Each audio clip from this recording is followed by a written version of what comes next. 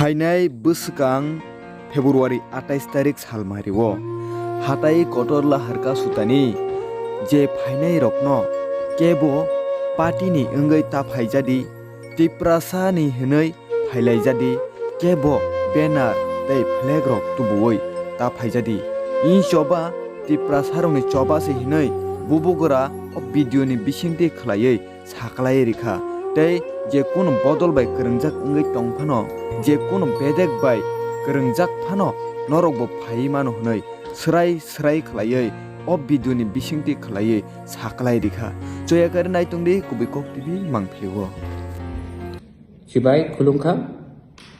हमारा जो अनशन होगा, हंगर स्ट्राइक होगा अनटू डेथ हाथाई कतौर में, मैं चाहता हूं कि उस दिन तिपरा माथा का फ्लैग नहीं होना चाहिए, उसमें कोई पॉलिटिकल पार्टी का फ्लैग नहीं होना चाहिए, उसमें सिर्फ तिपरासा का थानसा होना चाहिए। आप लोग सब अब इसमें कोई पॉलिटिकल पार्टी का फ्लैग नहीं होगा, सिर्फ तिपरासा का इमोशन होगा और तिपरासा का थानसा होगा।